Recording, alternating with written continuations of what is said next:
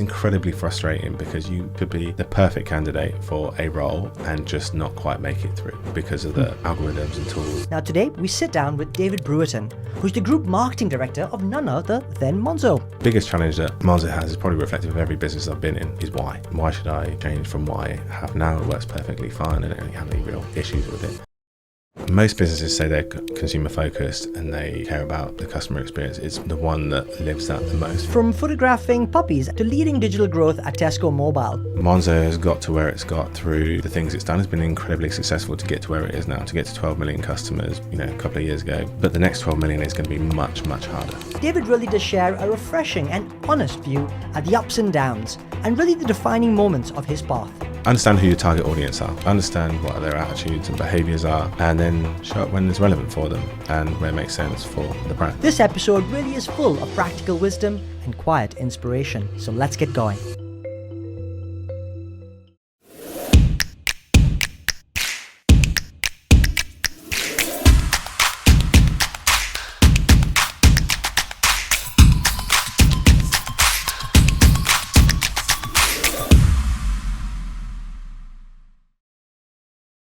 So today's episode is of course brought to you by two fantastic organisations.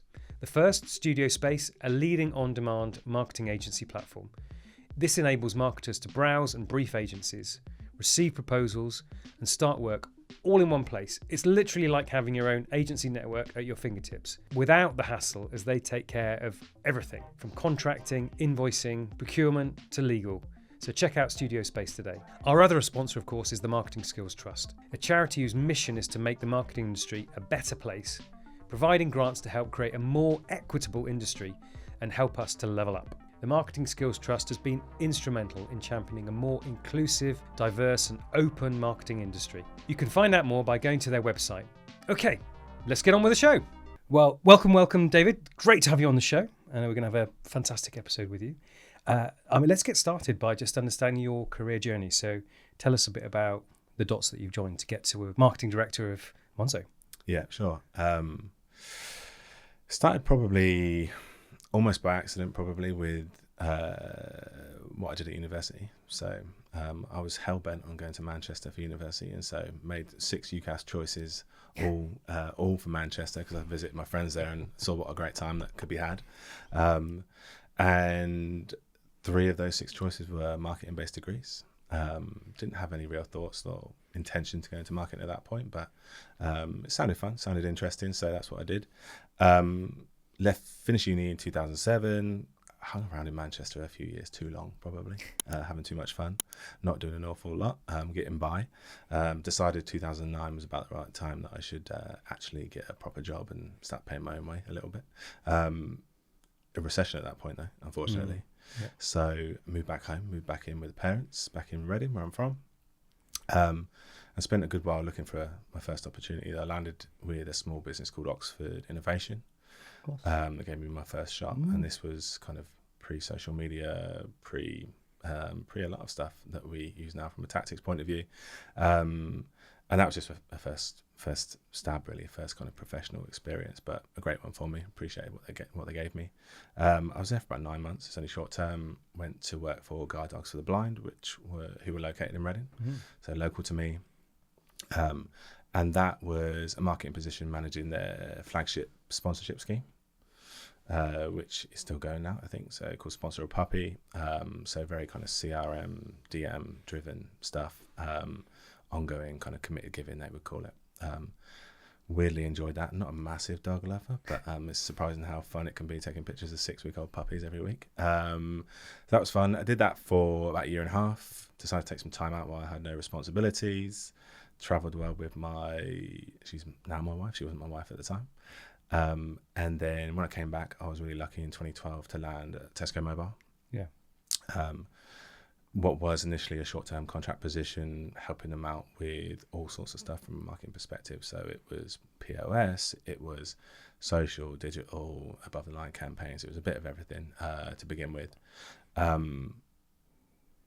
That very quickly manifested into a permanent position within a few weeks or so. Someone else joined the business at the same time, who went on to be my boss for 8 years. We discussed Matt already. he and I were the digital marketing function for Tesco Mobile from then on. A few people joined us along the route. Took on various positions over that time, like as the business. I was lucky to join it actually at that moment in time. So it was relatively large business in its own right. Two enormous parents, essentially, with O2 and Tesco. I was employed by O2 technically, but worked for Tesco Mobile. But the business was going through huge growth, like huge retail footprint rollout, which meant there was a lot of success, budgets increased dramatically, role increased, responsibility increased for me. So I was able to kind of cut my teeth and learn a lot of, what I use now and what I bring to the table now there. Some fantastic leaders as well. Really, really lucky with the people that were leading the teams and in the business at that time. And so I just the response there. I guess the opportunity kind of fell to my lap at that point. So I was doing a good job. The business was growing. So opportunity for me to expand within roles, take on more responsibility. Ended up being head of digital and CRM there, so kind of absorbed the CRM function that existed already to take a more of a full funnel performance view. Small restructure towards the end of my time there meant I was head of acquisition, so looking after purely bottom of funnel but across media, so good exposure beyond just digital channels but into like full kind of traditional media channels too. Media planning, I'd always had while I was there really close exposure to brand campaigns. We were responsible for executing into digital channels, not just kind of brand doing their thing over there, performance marketing doing their thing over there. Like we were involved in everything kind of top to bottom, which was great. Really good exposure and really good learning opportunity for me. And kind of sparked my interest in marketing more broadly, I would say. Always been keen on kind of the strategic aspect to what we do, not just kind of the channel management or the specialism. Haven't ever really been a specialist. Which has been intentional, and intentionally tried to broaden kind of my horizons since then. So when I left Tesco Mobile after 10 years in 2022, probably a bit too late to be honest with you, but at that point I left Tesco Mobile, went to Metro Bank. I was keen on moving away from telco where I'd been for 10 years. Moved into Metro Bank, where I kind of led the growth and performance team, as well as the comms, which included service as well as the marketing comms. And we did a bit of campaigning as well. So again, they've got a huge retail estate, big digital footprint within the retail estate. So we did a lot around campaigns for them too. That came to an end February 2024. Yeah, 24. I was part of a wide-scale redundancy at that time. About 1,000 people got laid off from Metro Bank at that time. My role was one of those, which was a blessing in disguise, as these things tend to be when they happen. I spent a good 5 months out of work, trying to get better at golf, but failing miserably at that, whilst also trying to find a new role, and set about through kind of immense amount of networking and trying to elevate myself personally to find my next role. Through a bit of luck, through a lot of hard work, managed to get the right conversations, right people at Monzo, and lucky enough joined them in July last year, 2025. And here today. 24, yeah, 24, not 25. Good year to join, because year of Marketing Society Brand of the Year. Yeah. I don't want to skip past the Manchester thing, because I felt a vibe there that you're out for fun, and there's a sense that comes across immediately that you don't take yourself too seriously. No, I try not to. I love my time in Manchester. I think like one of the things that I said this to my team the other week. We had a team session last week, and it was a big kind of typical marketing academy type session, open room. Let's talk to each other. And I was pretty open, like I spent most of my school life being just kind of good enough, doing enough just to get by, just so I could balance like having a good time with like doing what I needed to achieve too. And that was definitely reflective probably of my time at university as well. Probably could have done a bit better if I applied myself a little bit more, but the life experience was as valuable as the academic one, I would say. Still have a huge amount of friends there and contacts and relationships there, which I'm incredibly grateful for. But yeah, I try there have been moments in my career where I've probably taken myself too seriously based on feedback that I've had, trying to adapt to push myself to the next level, or be a version probably of myself that others thought I should be. But now very comfortable in what I am, where I am, what strengths I bring, and how that helps myself and other people around me too.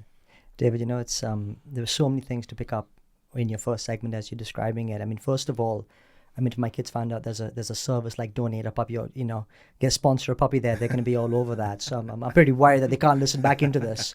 But beyond that, I mean, what struck me, particularly when you talked about your first role at Oxford Innovation, you were there for 9 months, and then when you got to Tesco Mobile, you were actually there preliminary as a short stint, as coming in as a bit of a temp role. Yeah. And then, interestingly, as you describe it, getting into Monzo, but actually you had a stint where you weren't in employment, as it were. Yeah. So there were interesting times when you really had to back yourself. And I think at this moment in time, particularly in our industry, there are a lot of people there in similar boats that you maybe have found yourself in through those moments.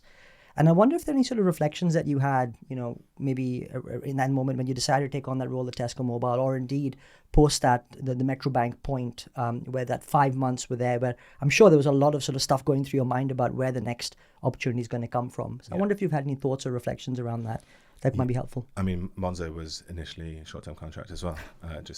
It's materialised into something full-time. So, so we might come onto this later, but one of the things that stuck with me from kind of recent advice I'd had was make sure you're running towards something rather than running away from something.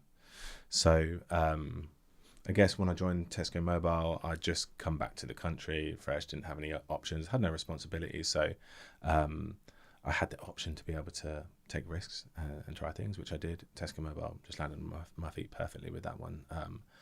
But took it on face value. If it works out, it works out. If it doesn't, great. It's in its own right. It wasn't necessarily a massive brand, but like it was part of a bigger mothership, and opportunities might come from there on. So it's about taking risk and seeing what may come. At the end of the Metro Bank situation, the kind of 5 months that I spent out of work, being part of the Marketing Academy that year was a complete life-saving thing for me at that point. I'm convinced I probably still wouldn't be in a job now if I hadn't been part of that group of people. It was incredibly tough. It's even spending 5 months out of work with no income, with 2 children to feed and mortgage and everything else is relatively stressful. Crazy. And Monzo came about at the right time. I'd had other offers for other things along the way, but they just didn't feel quite right. And I always feel a little bit of privilege to kind of say this, but I had a window to wait for the right thing to come along. That window was getting stretched and tested, right? I was coming probably to the end of that window. Of course. And so Monzo worked out just at the right time for me. But just touching on that for a second, I mean, you talked of the fact that, lots of networking, lots of hard work, but a bit of luck in the mix too. Tell us a little bit more about how the circumstances around that materialized for you. Yeah, so I was made redundant in February. I knew it was coming since the end of the year before, just going through the process. So I'd already started putting feelers out and looking at other options, and applied originally for Monzo in February the same year, had an interview the same year, was unlucky in terms of didn't land the role, someone else did. Luckily for me, that situation didn't work out, and so they came back to me. But that was there was a conscious effort on my behalf to stay top of mind with those people after that point. Brilliant. So I made some of my own luck, but obviously. What did you do to stay top of mind? So broadly, I met a guy whilst I was redundant. I was introduced to a guy called Ben Chilcott, who is basically a supreme networking king. Like he is a networker extraordinaire. I think he's just launched his own online course on Formula E. How to network. Was it Ben Chilcott Formula E? And he will have associations probably. Sports and stuff. He used to be chairman of Iris.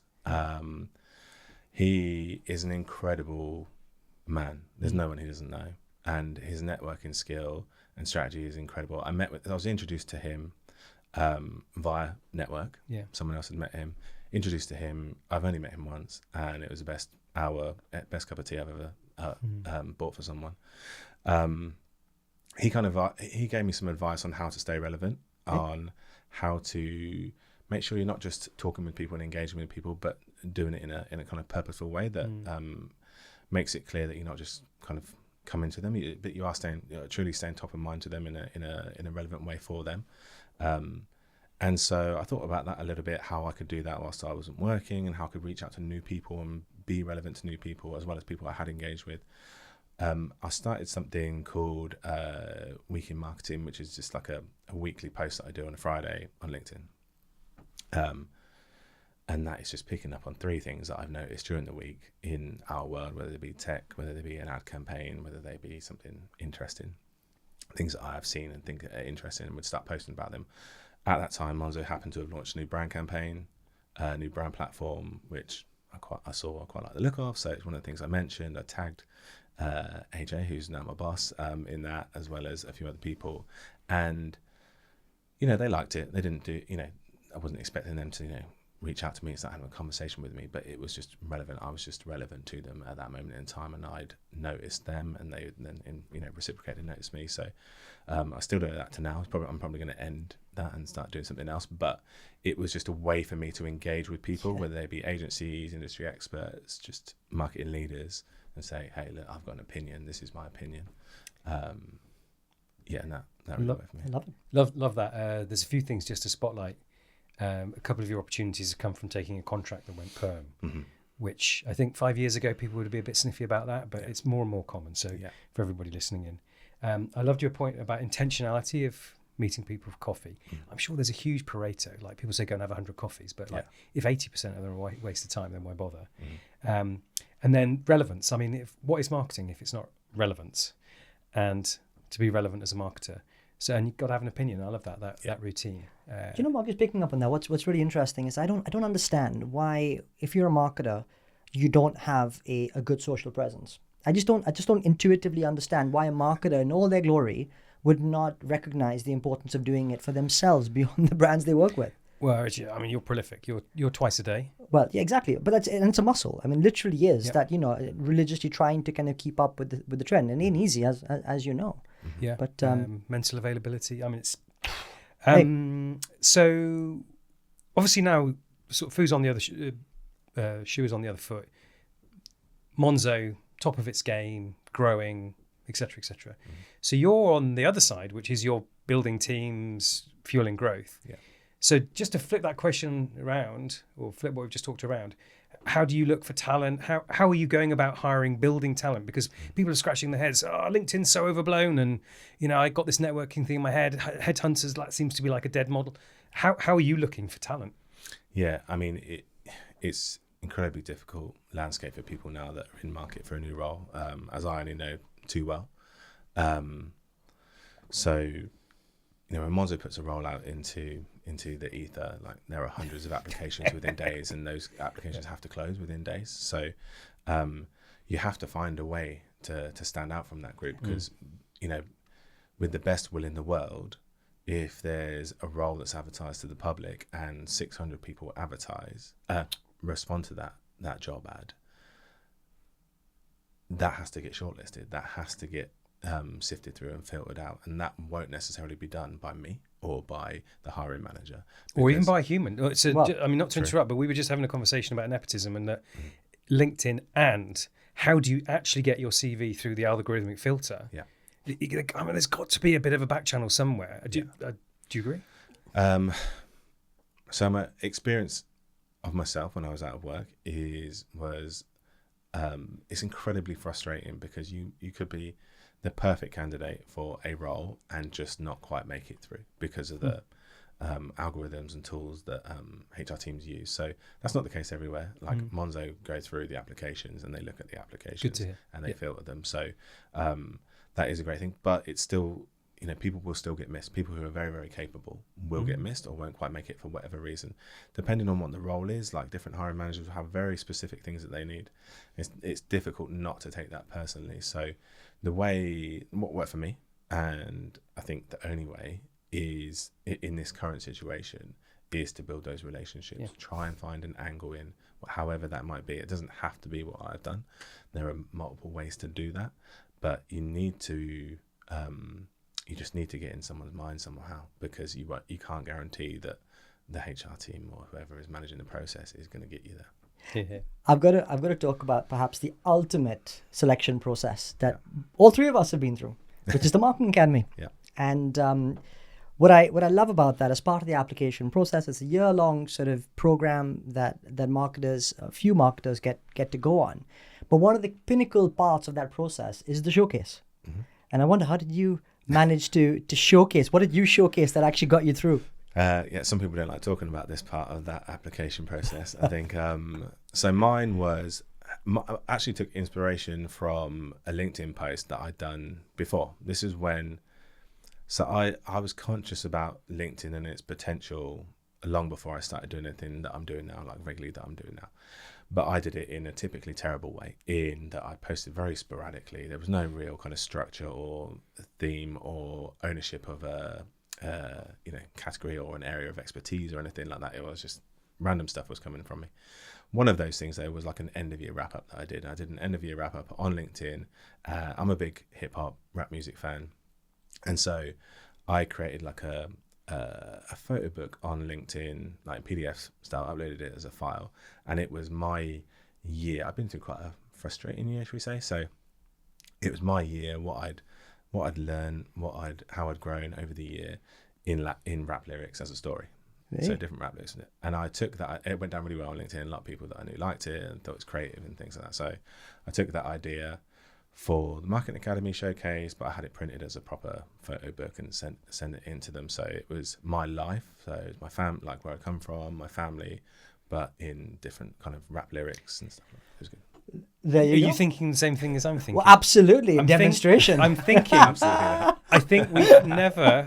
Let me just check my brain for a nanosecond. Yeah, we've never had a rap I don't think so. on the pod. Yeah, I like rap music, but I cannot rap. So Oh. yeah. I want to come back on to the thought that, so we're talking about standing out, being different, really kind of getting through. And actually, Monzo encapsulates many of those various things of what your journey is, what's the vision. And in fact, one of my all-time heroes is Tom Blomfield. So, I mean, it's just incredible as your founder and the like. But tell us a little bit more about Monzo and Monzo's mission across the banking scene. Yeah. Well, you've kind of encapsulated it, right? Monzo is trying to stand out from the crowd. Like the banking industry is a very old one. By the way, we both came from HSBC. Very So, traditional. Short period of time. Right? Very traditional one. I mean, I was Oh, at Metro as well. I was at Metro. Yeah, there you are. I swore post Metro I would never go into financial services. Financial services is good, though, isn't it? I mean, Sure.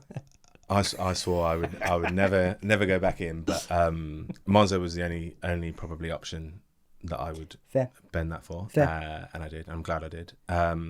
So I mean, Monzo's motto is, trying to make money work for everyone. Yeah. It's probably, most businesses say they're consumer focused and they care about the customer experience. It's the one that lives that the most for me, that I've been part of, like, without a doubt. It was built off of a fantastic product, a disruptive product, and it continues to try and meet those expectations and meet those standards, and being agile in developing new ways to meet new customer demands and new customer needs. So it's genuinely a place that is obsessed with the customer experience and trying to build a product first that works for the customer first and foremost. I think there are a lot of copycats now within banking trying to copy the same thing because they can see the value in it working. And you were one of the originals, right? I mean, if I think about the fintech scene, Yeah. I mean, Monzo came on the scene really early on. But then, as you say, copycat through. How do you maintain that? How do you ensure that you're sort of keeping ahead of the pack, both from traditional players as well as the copycats on the scene? Yeah, I mean, it's really difficult because they're trying to catch up.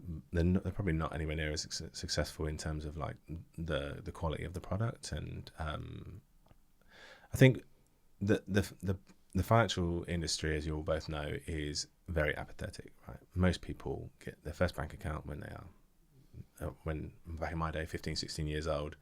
nowadays maybe a bit younger, and they tend to have that bank account for most of their lives. They might add other bank accounts and other services along the way, depending on what their needs are. But people are pretty loyal, not because they have a specific brand loyalty, just because, like, why bother? Like, all the banks traditionally have been exactly the same.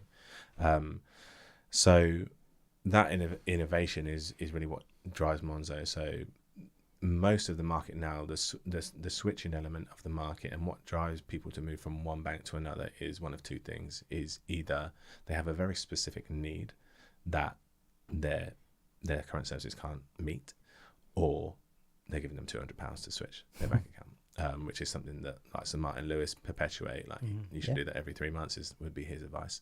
So Monzo are never going to play in the realms of like high incentives. It drives a very low value customer. There's no longevity and value in that. So we have to think of the biggest challenge that Monzo has, is probably reflective of every business I've been in, is why should I change from what I have now? It works perfectly fine. I don't really have any real issues with it.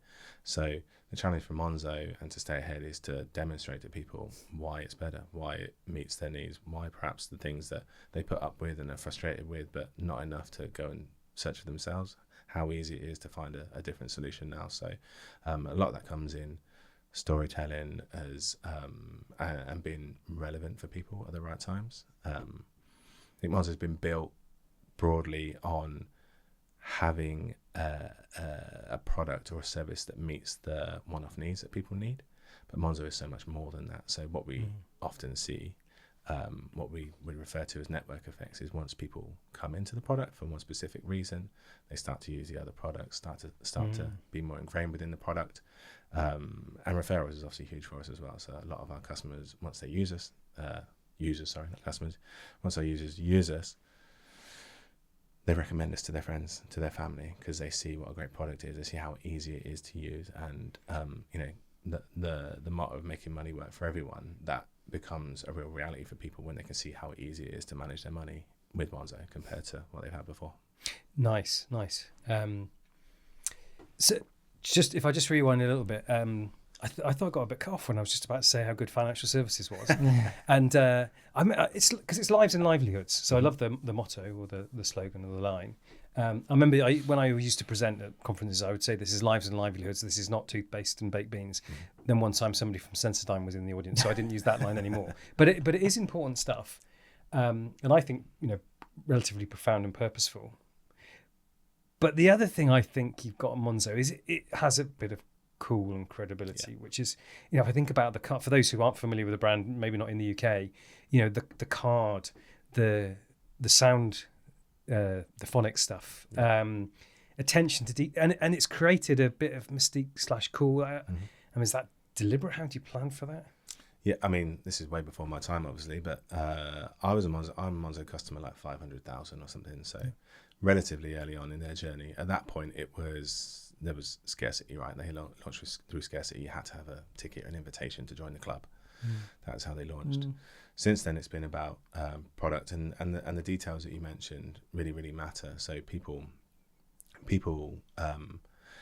like the attention that they get. It's not just like the basic version of the product that you see, like even whether it's the sound, whether it's the phonics that are used. There's a recent example that we're playing with in design, where if you blow the screen, like confetti blows across the screen to reveal things. So all the animations, all those tiny intricate details that you don't have to do, they're part of the experience, part of the joy about making money management more enjoyable, more exciting, more fun, a bit cooler. That is cool, because that it's sort of easy for Apple to do that stuff, because this is my go-to device, my probably biggest ticket item I buy in a year. But to do that in banking, so do you have people who's there like the Johnny Ive, or equivalent, who's just looking for these little bits of magic? No, so I guess that's the beauty of Monzo is we talked about like how do you land yourself a job these days. Like, Monzo is full of incredible people. Genuinely really, really talented people, high energy, people that push each other, people that question each other and challenge each other. And so it's a real high barometer of talent, and it takes a lot to get into the building. So when your house is full of those types of people, like this inspiration, this creativity, it comes, pretty fast and frequently. So yeah, there's no, No person. Johnny Ives. No Johnny Ives, but Hey. there are lots of like mini versions of that all come to the table for sure. Yeah. David, one of the things as you were describing it and you were talking about some of the key features there, whether it's the slick interfaces and the surprise moments, or some of the sonic sounds and whatever, getting into technical marketing geeky language, right? The difference between mental availability and physical availability. Yeah. A lot of the things you described there, I would put in the physical availability bucket, making it easier for customers, simplification of the product, referrals coming on the back of it, making just the product being so delightful to be able to use. And I wonder, and in fact, I was watching Scott Galloway a couple of weeks ago, and he had this very controversial statement about some of the best companies out there don't even use marketing anymore, and if they do, there's it's not as effective and all that kind of stuff. And therefore, I wonder what's the balance for you as the group marketing director between physical availability and the sort of stuff around that versus the comms elements which feature more on the brand and performance of side of things. Yeah, I think up until maybe a year or two ago, like the physical aspect was the thing that had grown the business to where it is. Which is just so as for sense of relativity, how many customers would you say you guys have today and things like that? Today we're at 12 million Wow. personal customers and 500,000 business, and growing, and we have huge growth ambitions. That has been accelerated like in the last year or so through marketing, through comms. You joined. Definitely can't take credit for that. I think it's a fine balance, right? Ultimately, what we want to get to is a point where you can have that level of growth or that scale of growth with a balance of the physical availability, the recommendation, the network effects, everything that I've mentioned, and everything around that is almost like a top up to keep you top of mind, to keep you relevant, to keep you in the right places at the right time. That's a challenging place to get to. What I've seen, particularly when I was out of work, actually, I was talking to a lot of businesses and I was looking into a lot of e-commerce and D2C businesses in particular. They scale and grow through performance media and they become addicted to it and they cannot get off of it. And that's a quick road to nowhere. So it's a tricky balance. It's a tricky balance to play. But how do you convince your stakeholders, your bosses and those of other divisions, around the balance between physical and mental availability, particularly when they're so used to and have grown up to a moment in time with, as you say, the physical availability be the dominant force? Yeah, I think it's about scale, and I always classify it in this way. Monzo has got to where it's got through the things it's done. It's been incredibly successful to get to where it is now, to get to 12 million customers, a couple of years ago, 10 million, say. But the next 12 million is going to be much, much harder. We've picked up the area of the market that was open to try a new neobank, that was open to try a new service, open to try a new product, to give it a go, that was willing to take a risk, wanted it for a single use case, was open to looking at new ways of managing their money, and hugely successful in doing that, and those people then passing on that information and people sharing information. The next 12 million is the people you've got to convince who don't really care or haven't been thinking about it. And so the next 12 million is going to be much harder. And so to do that, you've got to tell them why. Got to tell them why. Yeah. I was going to ask a question about how do you maintain creativity and resourcefulness and so on, that agile energy when you scale, but you're already at 12 million. So that question I think is a bit redundant, frankly. So let's take the conversation somewhere different, which is, what is success? And so if I asked you, what for you is personal success outside of the metrics specifically? How do you kind of keep score on, are you being successful? Yeah. So the metrics obviously matter, right? But that's like a day-to-day running thing that we also, outside of that, Monzo is great actually. Really regularly, we do a Peakon survey every quarter. So you get a lot of feedback from the team about how Peakon's just a tool. I think it's like a Workday tool. So it's just like an internal survey, how people are feeling. So there's a relatively quick questionnaire. You get a view of exactly how your team are doing, how they're feeling, any comments, things that we can address. And Monzo is great actually at tackling those. So it's not just comments that go into, you know, a bank of comments and never addressed. Like, we have conversations and we deal with them. So one of the things for me is just generally like how the team are feeling. And I get good anonymous feedback from that. For me, I get a great deal of personal satisfaction in looking at new opportunities. So beyond growth of the business, beyond growth of what we do day to day and the challenges and the tactics that we operate and manage and strategize around day to day, what are the things that we're not doing and where can we go? So I love showcasing and demonstrating the quantity and quality of new things the team are bringing to the table and how we're trying to find new ways to do more and better of the same things that we do. A couple of examples? It depends. So you always, yeah. So you're without being too specific, I guess you always have the notion before you go into a business that they've got their shit together. Are we allowed to swear? Yeah, of course. Okay, good. Fuck yeah. And how that normally plays out is, you know, they don't in every aspect. Like, they're doing fantastic things, but there are things that you can act on easily. So, you know, in Monzo's case, that might be just entering into logical new channels, right? It might be looking at new relationships. It might be our experimentation processes and how quickly we can experiment and act on things. It might be how my team can inform other parts of the business. So we're just looking to challenge the way we do things, not assume that what we knew last month is the same as what we know this month. Yeah. And just I classify that more as a growth mindset, which I'm trying to instill to people. So if that slows down, I'd be concerned. I'm just going to pick up on that because it's interestingly the perception I would have as being an organization like yours on the edge and disruptive and trying to be different and stand out. You would have quite a clear delineation of sort of risk and failure. And I know that things like, say, Stephen Bartlett, for example, has I don't know, his favorite job title is the group head of failure and things like that.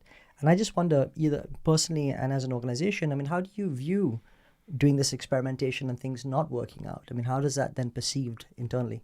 Yeah, I guess that's a good measure of success too, is I want to give people the safety to operate in around whether they, you know, things might not work out. My boss AJ is huge on like velocity of experimentation. It's something that's front and center of his mind a lot of the time, and that gives people not only a sense of urgency, like, okay, what can we do next? How quickly can we make this happen? Like, how quickly can we learn from this? There's no repercussions isn't the right word, but yeah, we're just eager to learn, eager to figure out what's working, what isn't working, and why we think that might be. It's not about, you know, pressure for things to absolutely succeed, but that space and that awareness to do that means that most of the times things do succeed because you're giving people the headroom to you know, to operate without the fear. Not being, you know, in a physical sense, you kind of tense up and things tend to go wrong, right? When you apply too much pressure, get too stressed about a situation. And I think the same happens mentally too. I agreed. And also sometimes you don't let things germinate. You try and cut things off too quickly when you don't think things are working. Mm-hmm. So do you have a sort of a sense of actually giving things enough time, room and space to actually determine whether things are going to work versus just that, you know, oh, it's not working tomorrow, boof, over onto the next? Yeah, I think there's probably something more, you know, historically for me is if you operate or manage a team of performance marketers, for example. I mean, still to this day, I mean, I've been in digital performance marketing for 15 odd years, and attribution, measurement, it's something that still no one has found a silver bullet to. And so people, I think it can be too easy to react to like a linear form of measurement of success. You need multiple sources of information to determine whether there are legs in something, whether it isn't quite working now, and why that might be. And a lot of that comes down to, I think, experience and expertise in your field to be able to take multiple sources of information and make educated decisions rather than just look at one source of information and assume something's all completely wrong. It sort of brings us into that world of like, the role of data. And so my question is, I think, 12 million customers. I had no idea, by the way. I mean, that's mega. Personalization in financial services is like the talk of the town. MarTech, Gen AI fueled, etc., etc. So I just love your point of view on how important personalization is. What's enough personalization that makes a material difference? Because I think there's a lot of people getting a bit high on that drug. What's your take? I mean, my personal perspective on personalization is it's great in the right circumstance. So I think circumstances are always really important from this point of view. I think people can get a bit too high on their own supply with that, with data and obsessing about micro targeting, over targeting people. For me, contextual targeting will win out over personalized segmentation. So what does that mean? Just showing up in the right places, right? Having authority where people are, where their interests are, showing up, and we probably classify that more as embedding ourselves within culture, which is an aim of ours. Interesting. But that's you understand who your target audience are, understand what their attitudes and behaviors are, and then show up when it's relevant for them and where it makes sense for the brand. Not to say that we don't do segmentation and we don't do personalization and we don't do targeting. I think, particularly from a CRM point of view, it makes a lot of sense, and people almost expect it. Yeah. They would be shocked if the bank didn't call them by their name or understand what products and features they made use of. But people don't like in environments where they assume you might not have their data or information for you to be showing up and be kind of invading it. That's where they feel like there's an invasion of privacy where they don't expect it. So it's a balance of personalization and showing up where people expect it, and then recognizing where perhaps they don't want you to recognize that. So it's not to say that you can't use data to be segmented, to address specific audiences, to use messaging, segmentation, and to speak to people with the things that are relevant to them. But if we start calling them by their name and their location, that's when things get a bit spooky for people and they get turned off. Just a little follow up on the culture point. It caught my eye that AJ Coyne was on The Apprentice. Yeah. I don't know if you saw it. It popped up, and he was on the review panel for one of the pitches. That for me is like a bank on. Yeah. So this is going to be a left field question. We might even edit it out. Who knows? But if you could personally show up on behalf of the bank in an environment, given your interests and whatever it is, where would you like to put yourself? Oh, wow. Personally, just as myself. Oh, wow. That's a tricky question. Are we representing Monzo or as myself, for myself?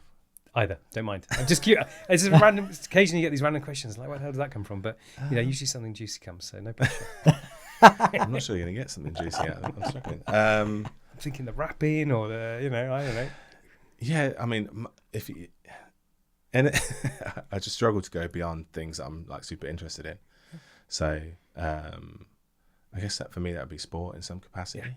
Yeah, for me personally. I guess culturally relevant, but also just I'm interested in it. So it doesn't have to be explicit, right? You just have to be part of the conversation somehow. Yeah.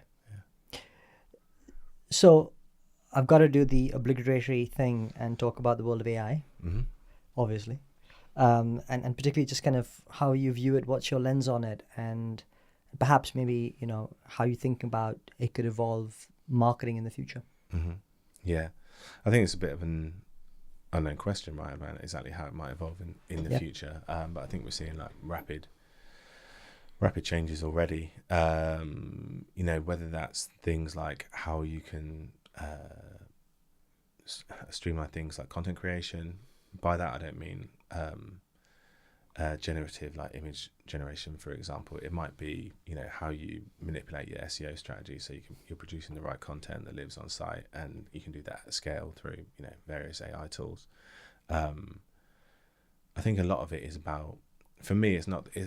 I don't think it's going to overtake anything creatively. Like, always needs an input, right? I think I saw something the other day from the people at Magic Numbers, and they were like, "This is the date when AI is going to stop learning, basically, because it's absorbed all the information, and from that point onwards, we're more in control of what information it gets because it has everything." And that's kind of the key thing with AI, right? It's only as good as the sources of information and data you're putting in. So I've seen some amazing stuff from a medical point of view. So like diagnosing breast cancer like 4 years before a doctor could, just by looking at historical scans and stuff like that, which is incredible. So if we can start to incorporate data, we already do so much in the marketing world that is AI driven, that is learned through data. So it's just like developing that more for me.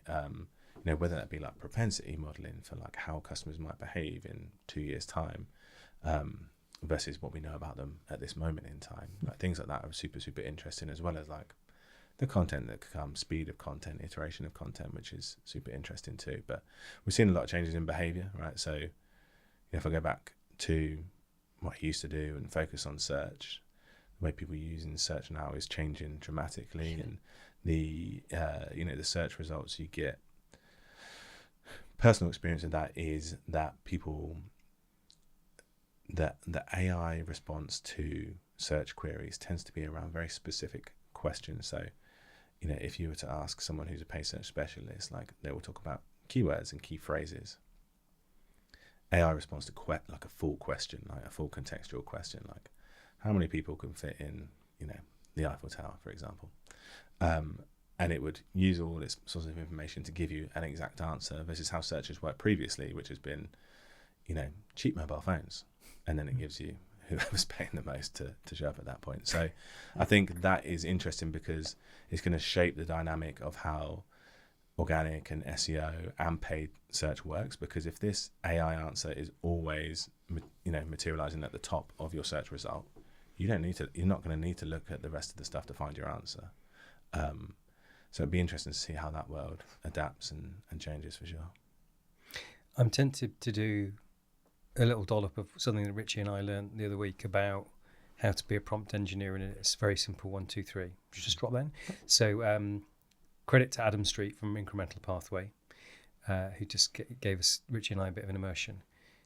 Dead simple. Number 1, at the beginning of your ChatGPT or equivalent prompt, but improve my prompt. Number 2, go audio, because you'll just get a better train of thought and take your time and pause and not be worrying about typing.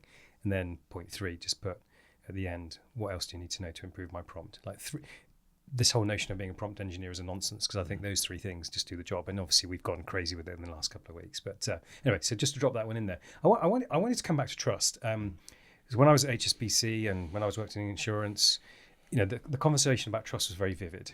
And we had Rachel Botsman on the show, and she was a brilliant guest. She defined trust as a comfortable relationship with the unknown. So you kind of know how somebody's thinking or acting when you can't see it. Yeah. So I'm really just conscious about whether trust is an explicit conversation or an implicit conversation, because at HSBC we want to be the most trusted. It was a very explicit primary corporate goal. What's the balance between implicit and explicit for Monzo? It's probably somewhere in between. So we have a lot of insight to suggest that is a reason why people maybe don't consider Monzo or don't consider changing from the bank that they're with. I think it's Rory, right, that always says, though, that what people say and what they do aren't necessarily the same thing. So very conscious of that. Within a specific subset of customers that we are looking to go after, I think that's probably less of a challenge than it might be perceived to be market-wide. The thing about a digitally native business like Monzo is that some people, no matter what we do, will not trust us because we don't have a street on the store. And so that, to your point around physical availability, that does become a problem. And so, but I think that's getting less and less. I think that changes by market as well. So what you would experience from that perspective in the UK would be very, very different to countries around Europe. Their perception of, trustworthy and what you need to be trustworthy is very different. So it's definitely top of mind, something that's top of mind for us. And I think you'd struggle to go into a financial services business where that isn't top of mind, because ultimately we've got people who are trusting us with their money, with everything that they have earned, have owned. And so trust, no matter how good your trust is, I think trust will always be on top of people's mind. David, I think it's a really great point that you mentioned about, not having the stores on the high streets. Because actually, if I look at adjacent industries around e-commerce and D2C businesses, one of the things that they've suffered for is just being able to stay front of mind in people's perspectives, given the lack of physical availability.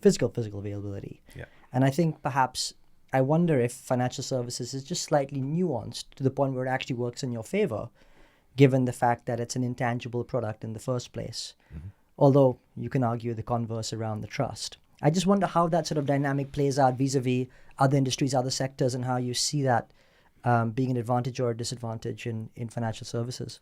So I think it's quite unique probably in financial services in that there are 4 big operators, that some of which have been around for 100 years. Yeah. So trying to catch up with the trust that a brand has built over 100 years is nigh on impossible. So it's probably contextual. Like, is Monzo's trust good? Yeah. And people do trust in Monzo. But is it going to be the same as Lloyd's?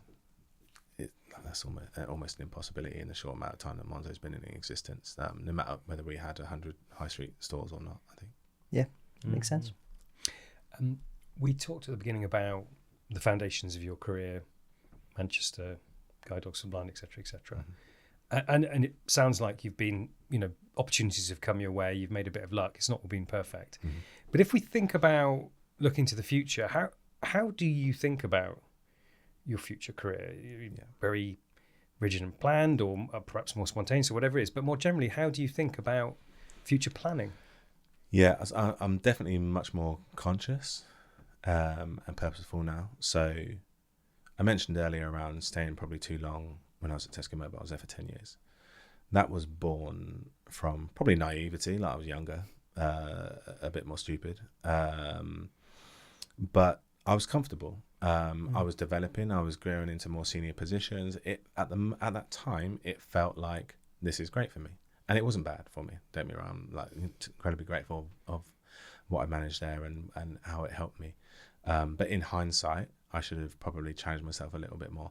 I had an internal loyalty, which I felt was to the business and to the people around me in business, but it was to my manager. Without a shadow of a doubt, it was to him. I had a great relationship with him. He helped me a lot. He was always a champion for me in the room when I was not in the room. And the opportunities probably that I got were as much me doing a good job, but as much him probably being a supportive, anchor for me. When he left the business, it's not like it all just burned and, went to fire, but very quickly realized, oh, hang on, this person was a real support for me. Actually, no one else really cares whether I'm here or not, and probably would replace me in a heartbeat if they had to. And I don't mean that as in I was doing a terrible job or anything, or I wasn't valuable, but I was just another person in the business. When I figured that out through a lot of difficult experiences, that was when I mentioned the advice I had around running towards something rather than running away. At that moment, I ran away. At the first opportunity that came along, I ran away from that situation, feeling that it was bad and something else would be better. Turned out the other thing started off well, probably early optimism, positivity. Turned out to be not as good for a few reasons. Luckily, I had the Marketing Academy at that time to shape my thinking, and for me to understand really what was important to me. For me to understand how one of the things I spoke about actually in the process of applying for the Marketing Academy was my own confidence. So internally, which is what I said to the people, that I'm incredibly confident in myself.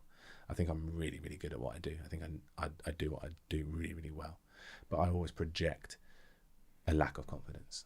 So if someone gives me a compliment, I hush it away. If someone says, job well done, I won't take the credit. I'll pass it on to someone else, and I've done that all the time. So there was in my personal life as well as professional life. So any kind of sporting achievement, any DIY achievement at home, I'd always be anyone could do that type of thing. Marketing Academy really helped me understand for myself, what to take, what feedback to take from the past, and what I should focus on to make the most of myself, make the most of my skills and my strengths. So I've done a lot of that. I've had to step out of my comfort zone a lot.